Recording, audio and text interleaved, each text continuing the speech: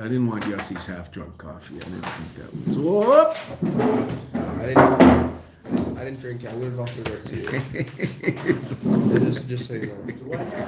Is that the, Oh, come on, Doc. the one you had the other day?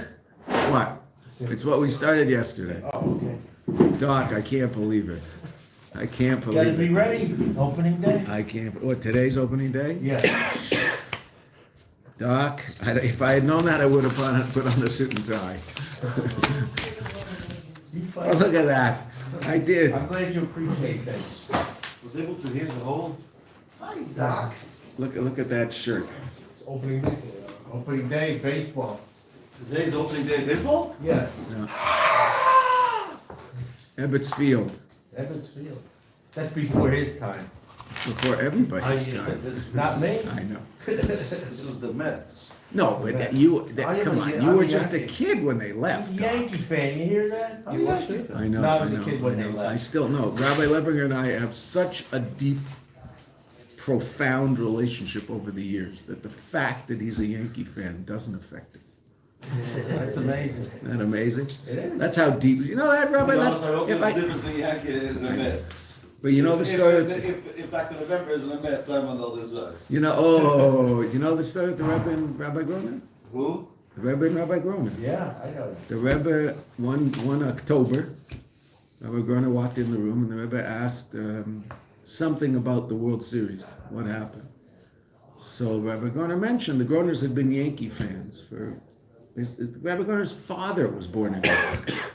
So Rabbi Groner said, well, we're Yankee fans. So the Rebbe said, are you talking? You live in Brooklyn. You should be a Brooklyn Dodger fan. That's what the Rebbe told Rabbi Yeah, he was Groner. right, too. Yeah, I was a kid when they left. No, but the Brooklyn Dodgers didn't become the Mets. The New York Giants became the Mets. Basically. Pretty much the same, yeah. They moved into the Polo Grounds. The Polo Grounds. I was there, Oh, come on. honest. 1962, you were there, Doc? I was there, at the Polo You were a Grounds. young kid. Yeah, I You were a little was. guy. You're 10. 10 or so, yeah. Yeah. But I was there, my father took me. You know what the problem with the Polo Grounds The is? posts, I heard they had posts. Yeah, you heard right, all this obstructed seating. Right. But I could still see Duke Snyder in right field. I just remember one famous line. I don't know who said it, but he was the most valuable player on the New York Mets in 1962. And they asked him at the end of the year, they voted him. So they asked him, well, what do you think about that? He said, well, I don't know if it's an honor to be the most valuable player on the worst team that's ever been. I don't know who said him, that was his line. Might have been Duke Snyder, who knows? I don't know whether that's an honor. It's funny. Yeah, that's right. Since they don't do anything, baseball players have the ability to actually say things that are funny and of interest. Football players and hockey players have their brains bashed out, so they never say anything of interest. Baseball players don't do anything. That's right. Maybe they'll get sunstroke. Okay. We're trying to understand why it is that it's Dafka Moshe Rabbeinu that's the vehicle for the union of Geula. Did we do Gimel? No. We got. We started it. We started Gimel. The Rebbe then talked about the Nisim and Niflois. Let's do Gimel very quickly. Tachlis a Geula. Tachlis the Geula Mitzrayim hi lekachtes eschem li la'am. Page 18. Nice Gimel. We should know, I'm saying, yes, we did this. The ultimate purpose of all the miracles was to sensitize the Yidden to the fact that the Eibishter is the Eibishter and that the world is ultimately bottled to the Eibishter. And albeit the world has some level of existence, that existence is completely controlled by Kadosh Baruch Hu. And whatever Kadosh Baruch Hu wants to do in that world will affect that world. Now that affects, that's again, so we just skipped, we did this yesterday, I'm sorry. Going on page 19, first paragraph, second paragraph on the first column. V'zen nosan v'neisen is the last thing we saw. Zen nosan v'neisen koyach l'bnei Yisrael. The fact that we know that natural order is only a veneer, and the Eibishter is able to overcome that completely and totally. So this gave then and gives us koyach today, shiro nisim gluimelu, that saw these revealed miracles, she'etzlam tia geula, that by them there can be such a thing called geula. Chedus mir meitzarim, freedom from Mitzrayim, which is a place called Egypt in English, but also Mitzrayim, miloshen meitzarim, limitations, medidas vagbolos, shala oilam.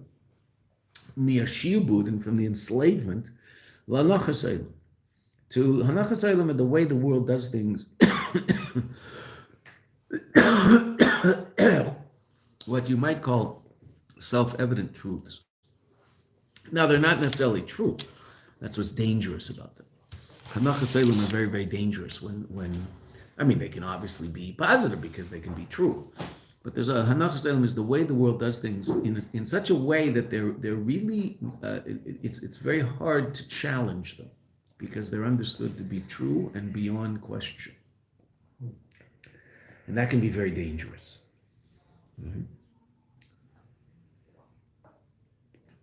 Umia avdus lemitzrayim miloshen meitzarim ugvulim, right? Limitations, borders, boundaries. Shainim show different limitations of the world b'chlal, v'golos b'frat, and v'golos in particular.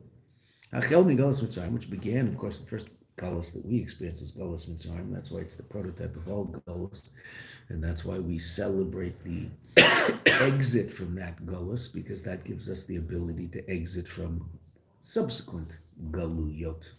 Shezeh na'aseh zman chederseinu. We noticed this in the Gemara that we were learning yesterday, that the 4 questions that we ask at the Seder are not the 4 questions written in the Mishnah. The 4 questions written in the Mishnah include a question about eating the Korban Pesach.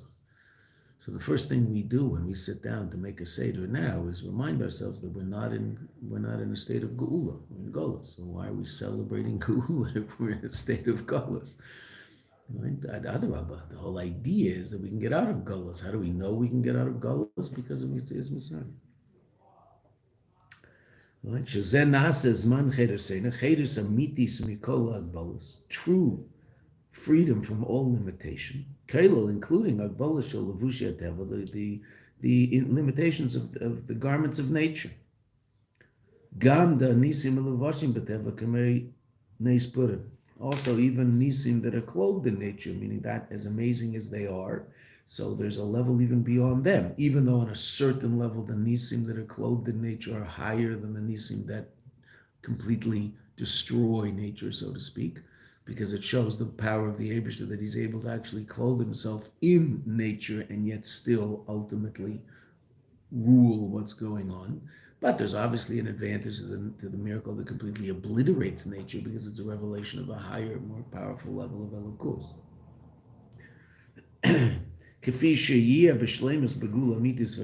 That will happen when Mashiach comes.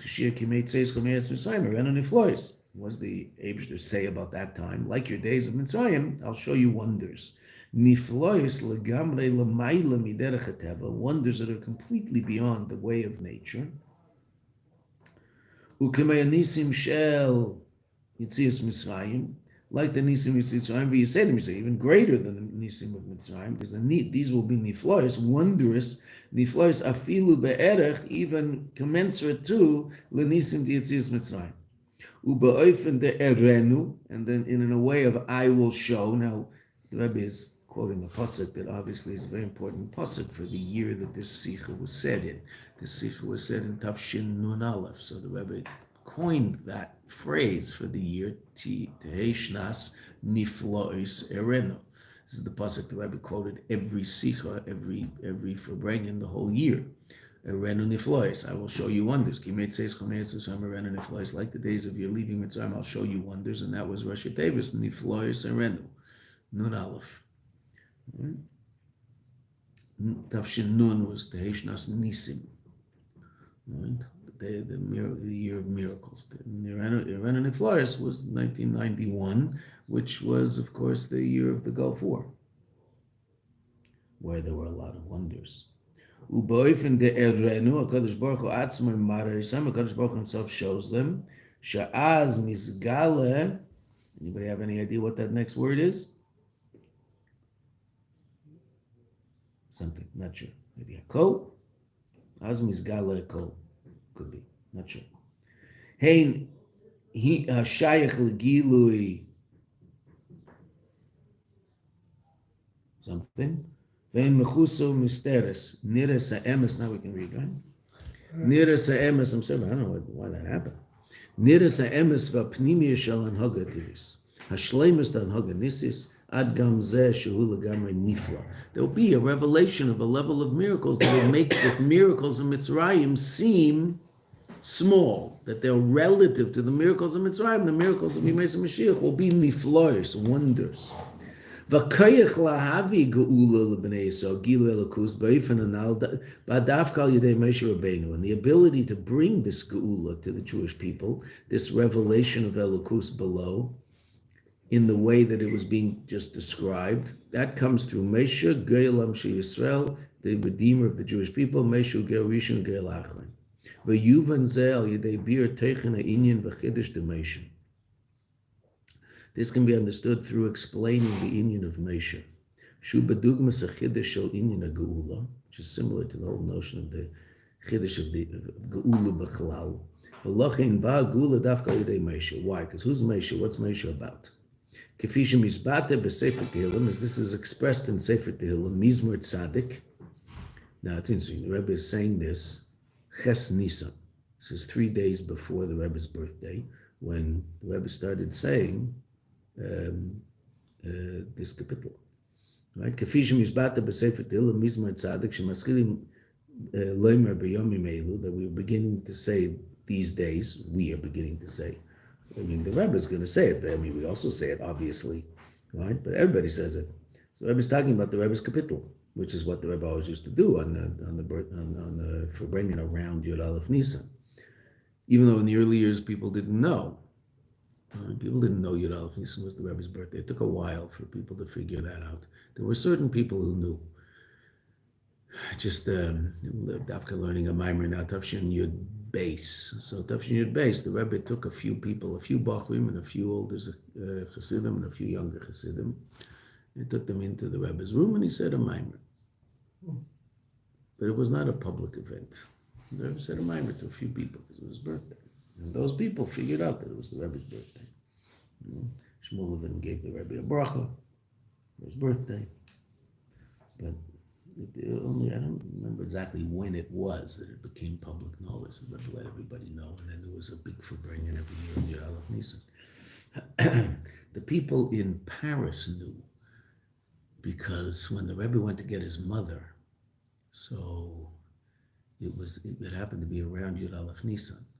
So the Rebbe's mother told the Chassidim that it was the Rebbe's birthday and they should make a shturim. In 1946, the Rebbe went to get his mother in Paris. She was there during the war, and he brought her over to America. The Rebbe flew to Paris and then took a boat back with his mother. The only time the Rebbe was on a plane. Gershom Mendel Gorelick told me once that the Rebbe was only on one plane. It was in 1946. I'd imagine plane travel was a little different in those days. I don't know what he flew, TWA, which used to be an acronym for try walking across. So, or take with another. So,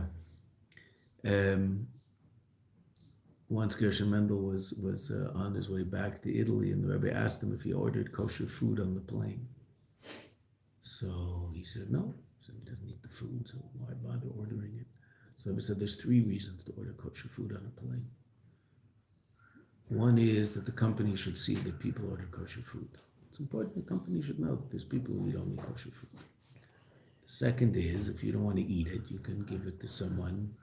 You can find a Jew who would eat it, and so instead of eating the non-kosher food, they'll eat the kosher food on the plane. The third is when they give out the kosher food. Now, this is one of those things that the Rebbe knows because the Rebbe is Rebbe, because I can't imagine this is what happened on a plane in 1946.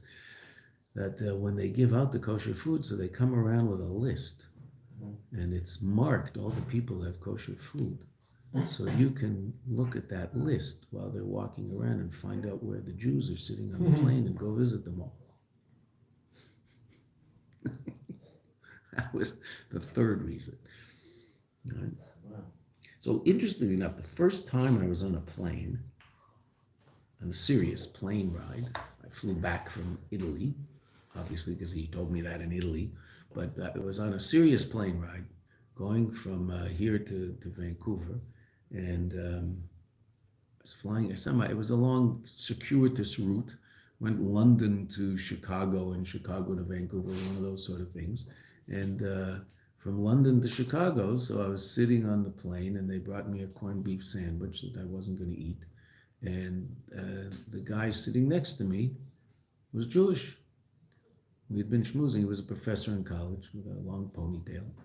Right? He was a very nice guy. So I gave him my corned beef sandwich. He was very excited. Wow, corned beef sandwich? I said, yeah. You want it? What? You're not going to eat this? No.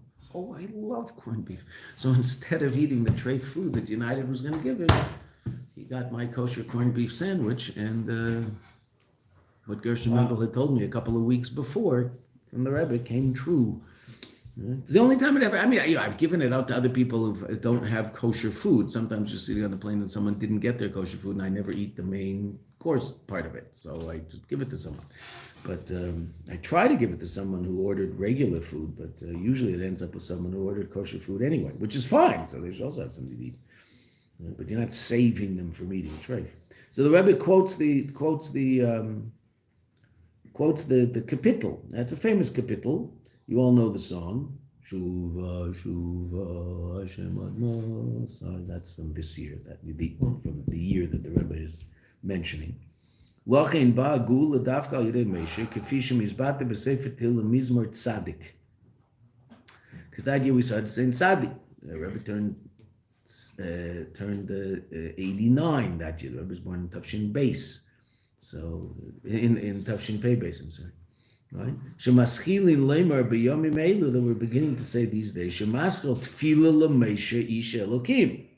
Famous kapitel. That's the first of 11 kapitlach said by Moshe Rabbeinu. Right? The next 10, this one and the next 10, are all said by Moshe. They're written by David HaMelech into Tehillim, but they were kapitlach that were, so to speak, written by Moshe Rabbeinu. Shemaschil tefila l'meisha isha Elokim.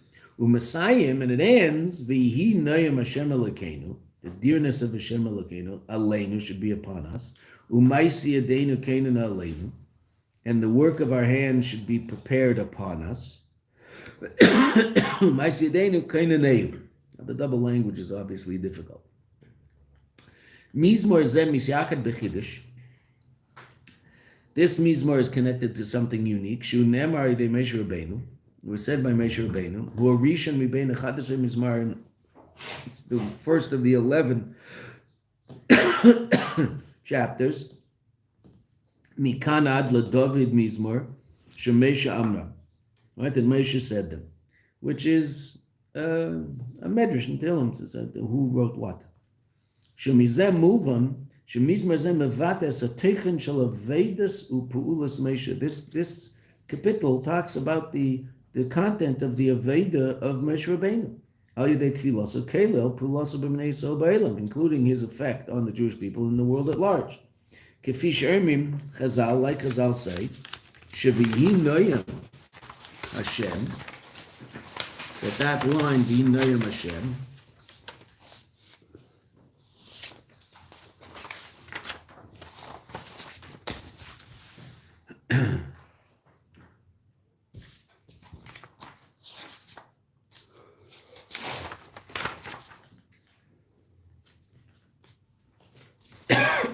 to page 20.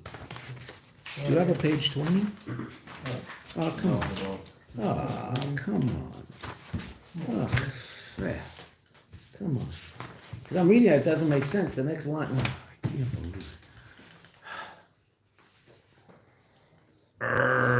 I'll be right back. The book I copied this from, I took home. But hopefully there's another copy downstairs. It's going to be slightly different. But what oyster are we in? It's oyster Dalit? I think so. Yeah. Oh no, it's 20 here. We're down here.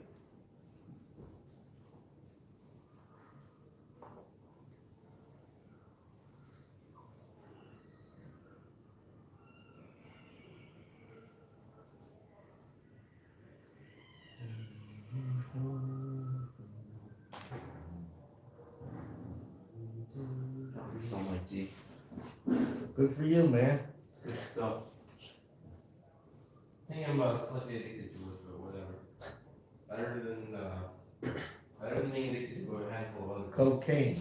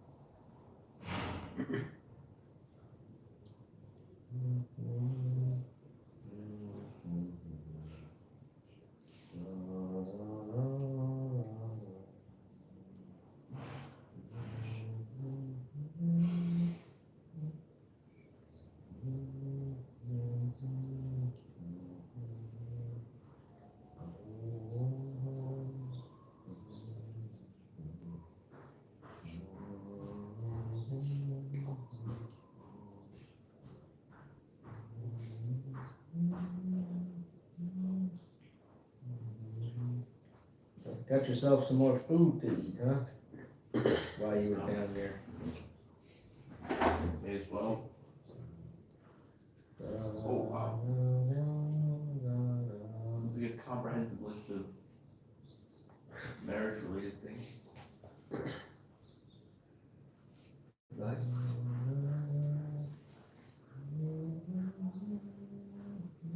Oh, that's interesting. Yeah. Take a picture of this. This is useful. Wife, that's useful. Is that what that is? Wife, that's important. Where's it say wife? Oh, what? Right side. Well, up there? Yeah. With? It's gonna be, yeah, maybe. It says wife. It's in the same. With. So wait, wife is a halacha. What do you mean wife? Like the fact that you have to marry someone? Wife, yeah. Same marriage. Why? Oh, chuppah was originally written down as a halacha, but then it was like written over something. It was like originally in red and then it was written over everything. Thank you. Thank you, Robert. Thank you. Tell you this is a different translation, so it's it's very close, but there's always a few. Okay, so we're in Ois Dalid. So on page 432, the last paragraph in the left column on page 432. Okay.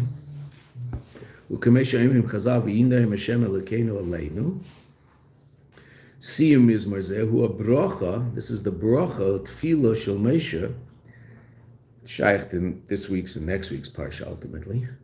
The Keshri Mashrosh Shechina B'Mishkan on Yom HaShmini, next week's parsha. Right, we're doing the 7 days this week, leading up to the 8th day, which is next week.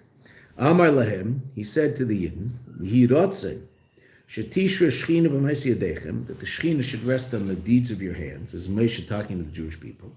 V'yinei Hashem Elokeinu Aleinu, the Yebusha should rest upon us.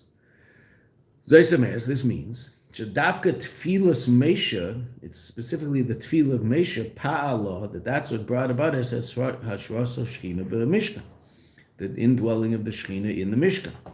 Uba'ifin Shal Kainanu Aleinu, that it should be established upon us, B'Kfiyas, in a consistent and established way, L'der, for generations, Ad Kafisha Zeh Yeh B'Shleimus B'Beis HaMikdash HaShlishi, until ultimately this will be expressed in a complete way in the third Beis HaMikdash, K'divrei Chazal, Al HaPasuk U'Mais Yadeinu Keinaneu, right? That these words, Ma'is Yadeinu Keinaneu, the last words of the capital, Mechuvan Al Beis HaMikdash HaShlishi, they're actually talking about the third Beis HaMikdash, because after all, why does it say it twice? Shalav Amar Kadosh Baruch Hu Losid Lavani Evne Isay, in the future I'll build it. Mashre Shchinasi B'Seiche, and I'll cause my Shechina to dwell in it. Ve'ein echad v'leilam, and it won't be destroyed forever. Habir b'zeh, b'hakdim diuk b'kefal haloshim, the double language, v'ini b'tchilas hamizmar b'siyumai, from the beginning and the end. Ma'u atan b'kfila shel tfila l'meisha, v'achar kach te'arai ish elokim, the person of God. Valderach said, "B'sima mizbar." Also at the end, "V'yinoyim Hashem Elokeinu aleinu, ma'isi yadeinu keinena aleinu." Right, that the deeds of our hands will be established upon us. V'achar kach oipam u'ma'isi yadeinu keinenei. Why does it say that again? So we just saw one of the reasons it says it again is because that's talking about Bayis Shlishi. V'yesh lemer echad biurim b'zeh. You could explain. Now, usually when the Rebbe says that, that means it's not a footnote. This case, it's not a footnote. That means the Rebbe is saying it now. In order to bring about a drawing down and a revelation of godliness below in a way in which it will last.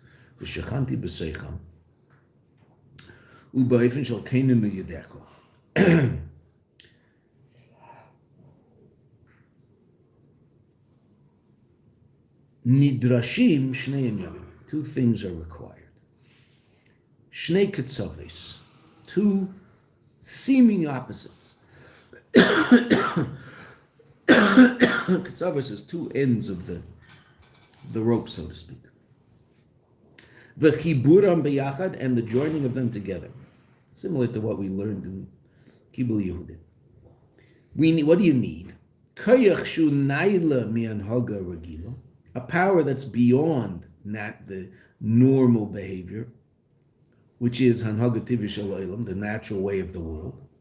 Sheyesh bei hakayach, that there is in this power the ability lahachnis ba'olam, to bring about and cause to enter into the world gilu elokus, a revelation of elokus, she'eina begilu b'olam, a level that's not generally revealed in the world. Because what's the world? The world is miloshin helam v'hester. The word world comes from the root concealment. Mitzad atzma, so the world is a place of concealment. And to bring about a revelation of Elokus in that world means somehow transcending the natural state of the world. Va'ad, to such an extent that l'shanis eselim, changing the world. Shia kli, that the world should be a kli, l'gilu Elokus, for the revelation of Kadosh Baruch Hu. Ubefrat, and particularly, ba'ofen shel kvius nitzchius, in a way that it should be eternal.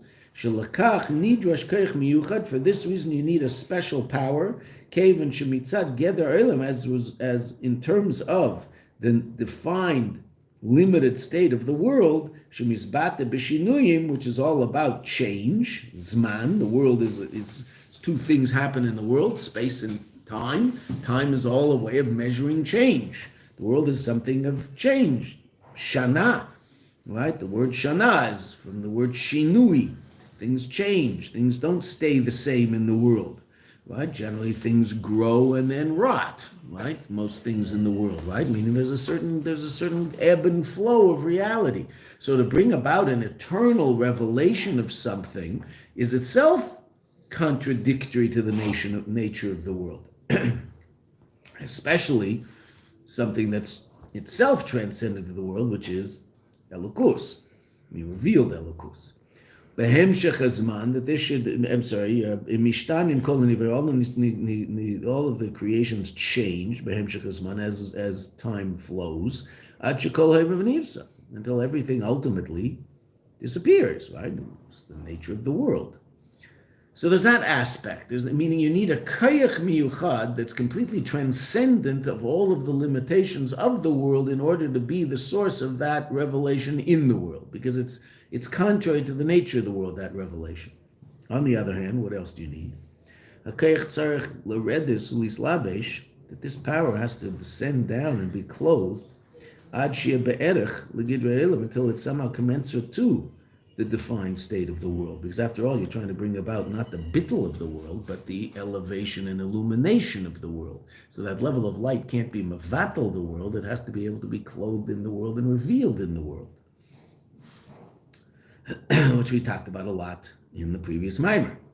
Ki yadua shemavader, the one who is bringing about this birur, this rectification, tzarich lislavesh, has to be clothed belevusha mizbarer, has to be clothed in the garments of that which is being rectified and elevated.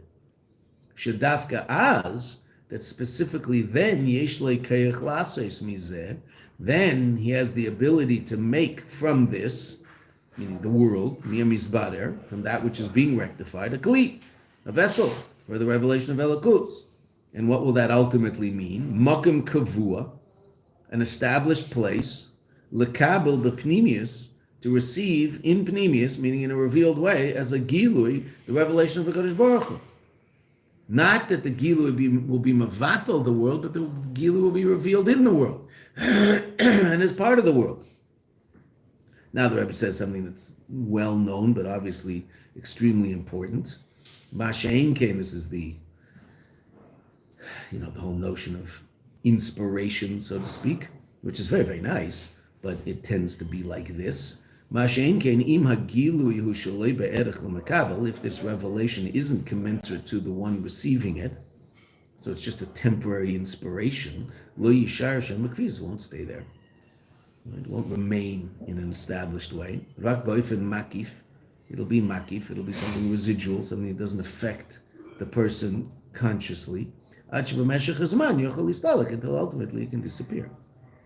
So there has to be a transcendent power that can overcome the geder of world, but that has to be mislavish in the world. There has to be those two aspects of this reality in order for it to take hold of the world and affect the world. Okay. Shnei inyanim elu, these two ideas. V'yesh leimer she'elu shnei inyanim b'kfilus shebetchilus v'siyam mizmer tzadik. Right, and that one could say that these are the two ideas that are doubled, they're repeated at the beginning and the conclusion of Kapitel Tzadik. Hayu b'shleimus b'gala etzel Moshe Rabbeinu. That's what Moshe was all about. Who's Moshe? Shua mamutza mechaber, that he is the intermediary that connects Bein HaKadosh Baruch Hu b'nei Yisrael, Kadosh Baruch Hu and the Jewish people, as it says in the Chumash. Right? Moshe says in Devarim, Anechi oimed bein Hashem u'beinechem. I'm standing between you and between the Kadosh Baruch Hu and between you. Umamutza tzarich liyez be'shnei inyanim shu mechaber. And the mamutza, the intermediary, has to have aspects of both those things that the intermediary is connecting. Because if the intermediary is connected only to one as opposed to the other, then he can't connect if he's only A and not any, has no shaykhis to B, then he can't connect A and B. If he's only B and he has no shaykhis to A, so he can't connect B to A. Right? So there must be some aspect of A and some aspect of B, some aspects, in our terms, some aspect of the completely transcendent quality of reality and some aspect of the immanent quality of reality that is expressed in Moshe himself. And that's exactly why Moshe is called Ish Elokim. God calls him that in the Chumash. He's called that in Tehillim. He's also in the Chumash. Al Isha Elokim Emrim Chazal. Regarding those words, Isha Elokim Emrim Chazal, Chazal says something quite astounding in the Medrash. Im Elokim Lama Ish, Vim Ish Lama Elokim. If Elokim, then why Ish? And if Ish, then why Elokim? Michetzev ulamata, from his half down, Ish, umichetzev ulamayla, and from his half up, Elokim.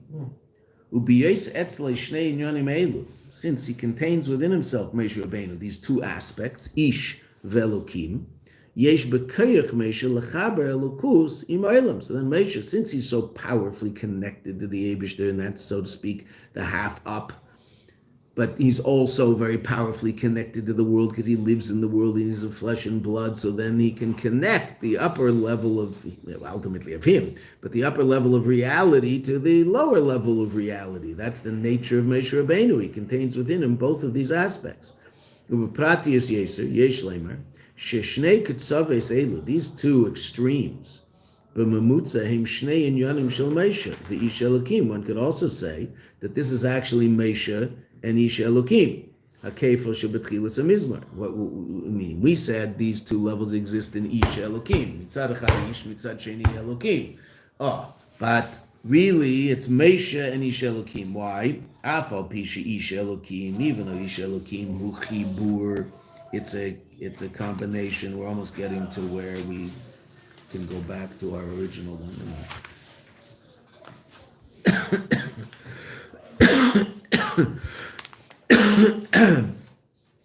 On page 334. Right, Afal Pisha Ish Elokim Hu Chibur, it's the joining together. Shoshnei Ketzaves of these two extremes, Ish ve'Elokim, Kefi Shem Ba'adam Echad, as they are in one person, Moshe.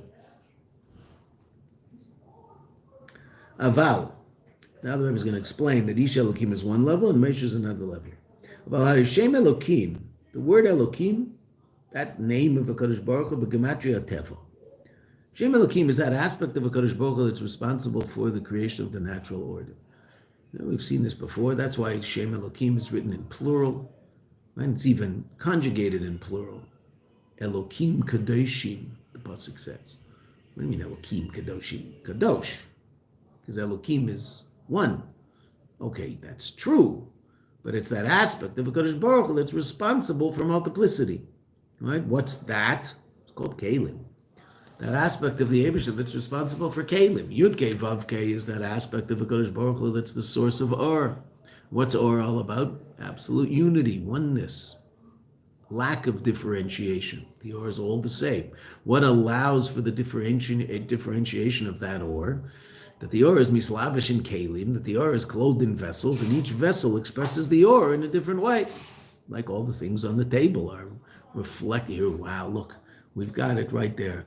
The whole rainbow, right? So the light before it hits that piece of paper, without the pawn in the middle, the light that hits that piece of paper, so the light is colorless. But once it hits that piece of paper, what's revealed? What does that kli reveal? All the different aspects of light, the non-unity of light, the complexity of light. The light before it hits that piece of paper is an expression of absolute unity. There's nothing complex about it here. It's in a state of absolute unity. It's all one. It's beyond color. Okay, but what do we know it is, really? Really, it contains within it all those colors. Oh, so there they are. That kli reveals the differentiated reality that exists also in the light, just not in an unrevealed way. Okay, so the light's the oneness of it. That's Yud Kei Vav Kei. And Elokim is the kli that allows for the differentiation of it all. What's that called? Well, you and I call that Teva when it's expressed down here, nature. Bereshis bara Elokim dafka. So now the Rebbe is going to say something quite astounding, right? That really Ish Elokim, that's the level of Moshe that's down here in the world, and Moshe, that's the transcendent level of him. Aval Hadei Shem Elokim b'gematria Teva, nature. V'zuya darga belokus. And this is the level of Elokus, shemislaveshes, that's clothed, umechaya, and vitalizes es teva olam. Bereshis bara Elokim. Loche nemar, therefore it says Ish Elokim. It doesn't say Ish Havaya. Ish Elokim. Why? Because that's the aspect of the below, the aspect of Moshe that lives within the context of Teva. Kevin shebechinas Ish. Lamata shel Moshe, this level of Moshe, the lower level of Moshe, Kefishu Kashuri Ma'ilam, as he's connected to the world and is in the world, eats in the world, I assume sleeps, Misached is united, Rak, parenthetically, Im Elokim. Right? What's Elokim? Elokus shebe'erech habriya. Godly reality that's commensurate to the creation, meaning God as creator. But that means God as expressed in limitation. Not that the Eibishter is limited, chas v'sholom, but he's the source of limited reality. There's that aspect of the Eibishter that is the source of limited reality. And that name is called Elokim, and that's why it's in plural. Plurality is, by definition, limited reality, because one thing ends and another begins. So each of them has their gvul, has their limit, that allows for the existence of the other, which is what Kalim are about. Kalim are all about, we've seen this before, Metzias the Zulas, the existence of the other. That's what Kalim allow for, or does not allow for that, or obliterates the other. There's no reality of other in or. even physical or out here.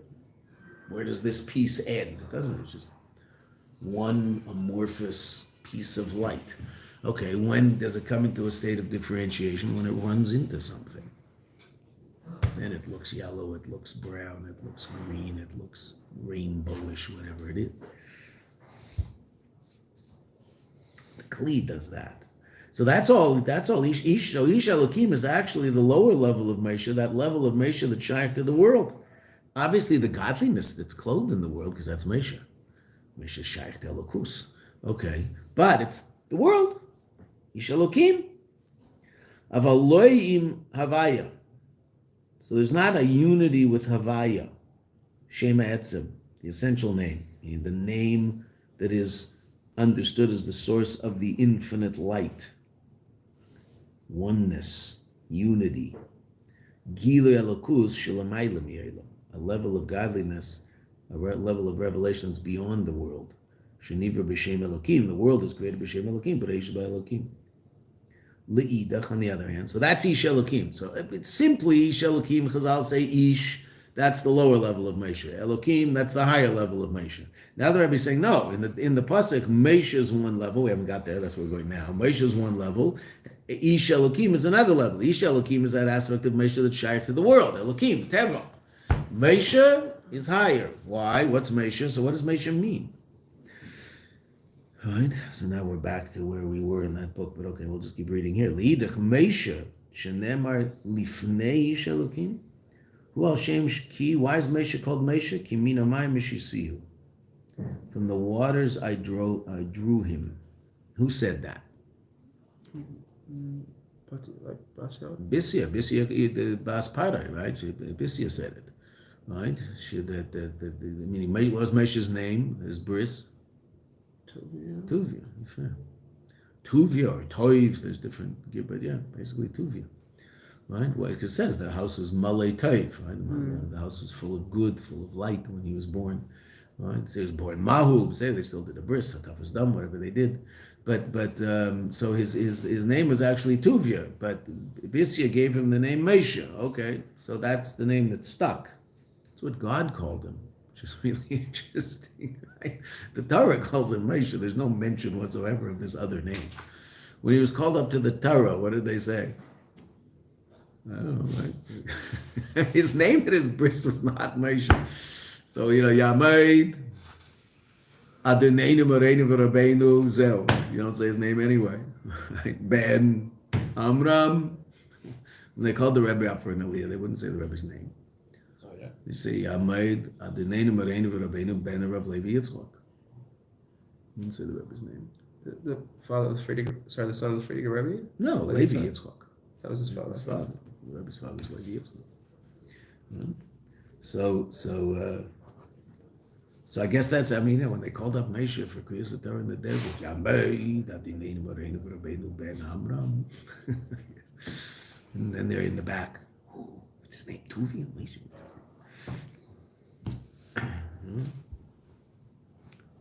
We can't even see his gravestone, right? Mm-hmm. So who's Mesha? Kimina Mayim Mishisiu. What's Mayim? Mishem Ma. Chachma.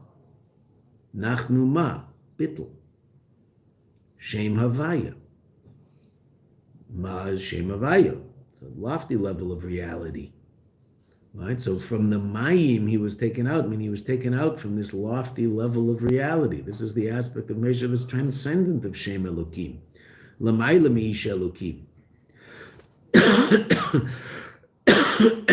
Elokus. Shelamayla mi'abriya. Godliness that's beyond the Bria. That's the true, we've talked about it in different contexts. The consciousness of Moshe Rabbeinu was where? Chachma Datzilus. That was Moshe's conscious reality. Beseder was walking around in Elam Hazeh, but Moshe's conscious reality was Chachma Datzilus, not Chachma Datziyah. That's why Moshe Rabbeinu could understand Paraduma. Because Paraduma was that one chayk that didn't descend from Chachma Datzilus, Ki Hu Zeh. So even Shlomo Melech, who could get to the level of Chachma Debriya, couldn't understand Paraduma, but Moshe could.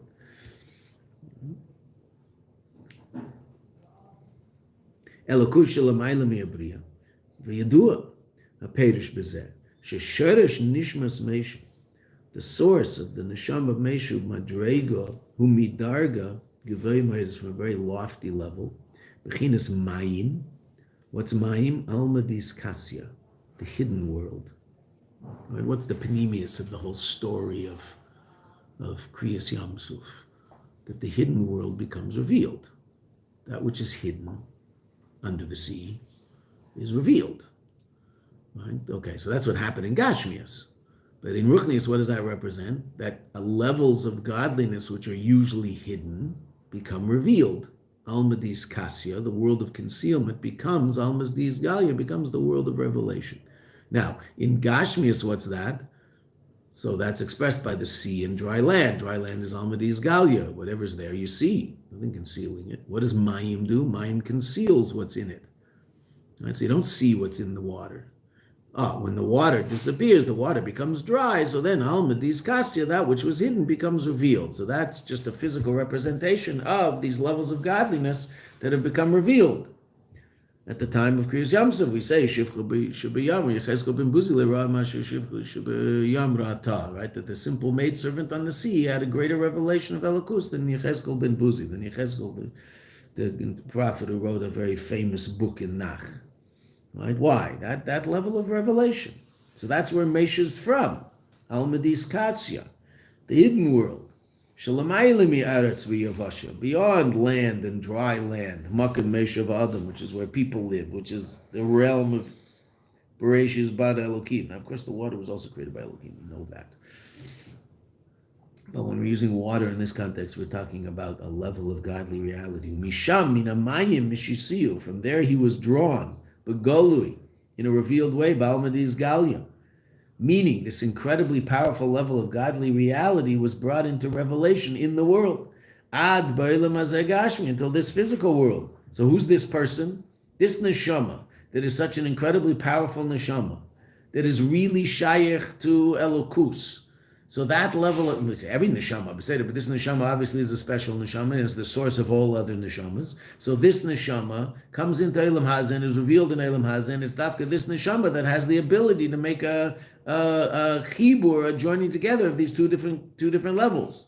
The completely transcendent level of Elokus, the level beyond the world, because that's really on a certain level who he is.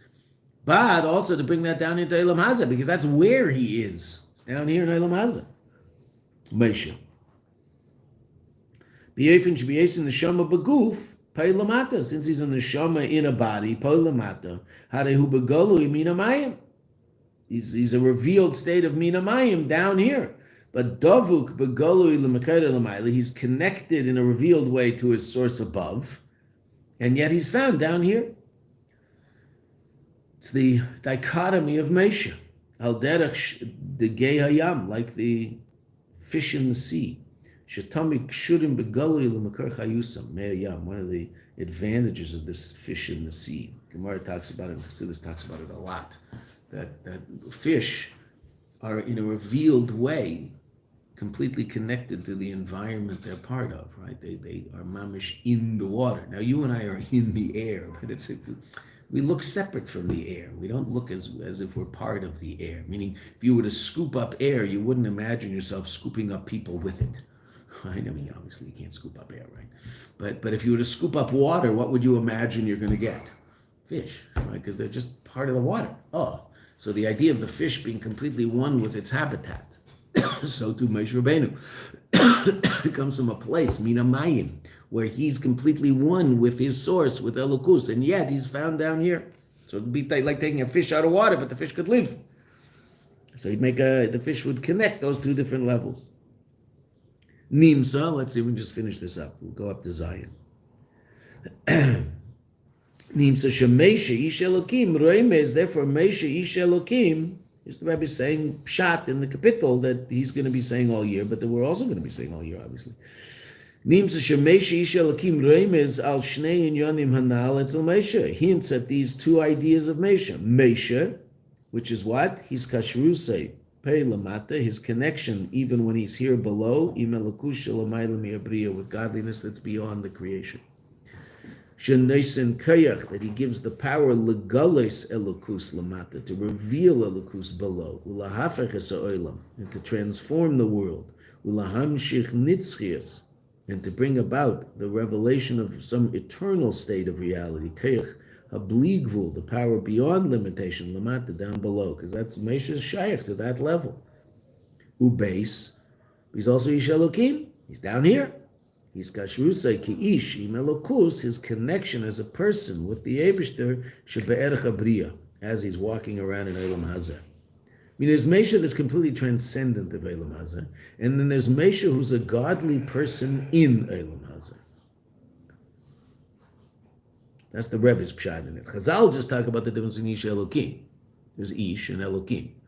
The Rebbe explains this more bepratius. Mesha is the completely transcendent level. Ish Elokim is that aspect of Mesha that comes into the world. He still exudes godliness, but he's down here in the world.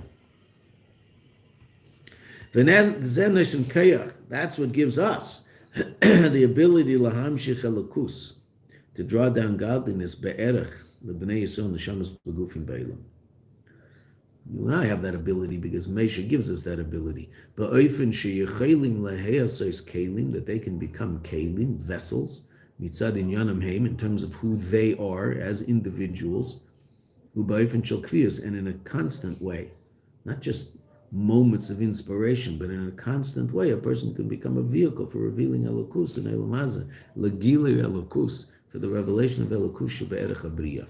That's relevant to the creation, ad, to such an extent that what can they bring about? I'll dwell amongst them. A revelation of godliness beyond the creation that's revealed in the creation. And the Jews are the ones who are ultimately asked to bring that about. How are they able to bring that about? They get that kayach from Moshe Rabbeinu. Just like the whole story of Yetzias Mitzrayim, the whole story runs through Moshe. Why does it run through Moshe? Because Moshe is. Moshe is the vehicle that allows for the revelation of the completely transcendent realm in the immanent realm, because he himself is a living embodiment of that. So he allows for that. That's what allows him to be the mechaber, the memutza mechaber, the intermediary that connects. That's why the whole story runs through Moshe, because obviously there's a real question, right? Of why in the world, when HaKadosh Baruch Hu does what he does he do it through Moshe? What do you need Moshe Rabbeinu for? Just split the Red Sea, take the Jews out of Egypt. What do you need Moshe for? Right. Interesting enough, where is Moshe not mentioned even once? Don't say Parshas Kisisa, because we know that. Where is Moshe not mentioned even once? You can think about it. Yeah, we'll figure out where it is, but then you can think about why that might be, as opposed to blurting out an answer. Think about it for the next 3 weeks, 4 weeks, 3 weeks, and 5 days. It's not mentioned in the Haggadah once. Mm-hmm. The whole story of Yetzias Mitzrayim. Yeah. You tell the whole story without Moshe, which is wild. The Torah doesn't. Torah else, the whole story is Moshe. Okay, you can think about that. Look around, see Meforshim, see if people talk about it. B'chal, everybody should. It's a month before Pesach. You have a mitzvah's aseh to sit at the Seder and be involved in Sipur Yetzias Mitzrayim, telling the story. So you all own a pair of tefillin because you have to put on tefillin. Okay, so you have a mitzvah's aseh. It's only once a year, I understand, as opposed to every day. But once a year you have a mitzvah of Sipur Yetzias Mitzrayim, which means you should all go buy yourself a Haggadah with a parish and learn it. Spend some time between now and Pesach. If it's 10 minutes every day, it's an hour once a week, whatever it is. Right now, as you get closer and closer to Pesach, more and more time learning Haggadah, so you know what's going to happen, because, it's going to happen, right? So there's going to be a 2.5 hour, 3 hour window in there where you're doing a mitzvah saseh min Torah, and if I'm all shocked as to what's happening, I'll it'll be gone before I started. Whereas if I prepared myself for it, then I'll be prepared for it, and I'll know what it is that's going to happen during the whole time, what I'm going to be talking about, have some ideas to say, if not ideas, at least questions to ask about things, right? And then other people might have what to say about it, but that's how you start discussions, etc. And there's a mitzvah, Sipur Yetzias Mitzrayim. So, the simplest expression of the mitzvah is reading the Haggadah, but the ultimate expression of the mitzvah is to sitting talk about it. If you're in Chutz Lights, so you have 2 nights. Usually by us, the first night is shorter, to finish before Chatzos, and the second night people say the Haggadah for much longer. But here in Eretz Yisrael, there's always the tension, because it's only one night. So mitzad echad, you want to finish by Chatzos. Mitzad sheni, you want to do the mitzvah Yitzias Mitzrayim properly. So whatever. The question everybody asks in shul the next day is, did you make Chatzos? So sometimes you do, sometimes you don't. The Seder. Okay, you have the rest. I'm sorry, I apologize. I missed that page. I apologize for missing that page. But you have the whole Sikha, so you can learn the whole Sikha. Just, insert this in where page 20 goes, 20 and 21. But it's a beautiful Sikha. It's this week's Parsha. Right? It's mostly, because that year was Shabbos HaGadol, so it's mostly about Shabbos HaGadol, but that means there's also a Sikha that can nourish you for Shabbos HaGadol, which is coming up in 3 weeks. Right? What's Shabbos HaGadol? Right. Achrei, I guess.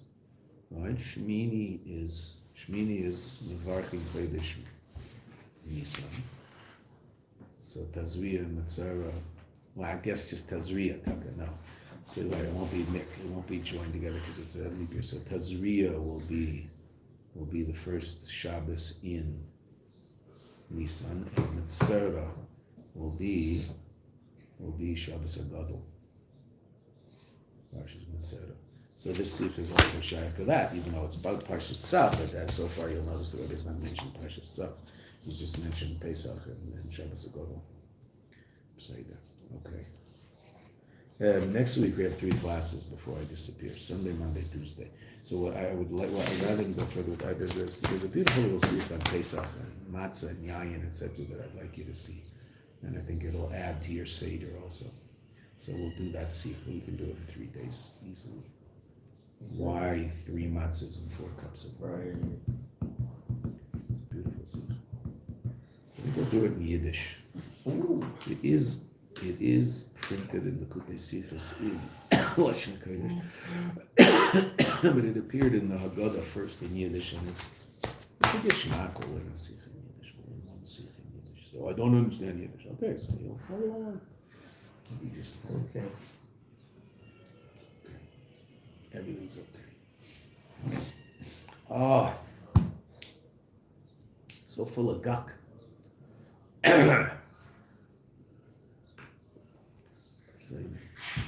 Okay, only good news. Have an amazing Shabbos, and we'll see you Sunday morning.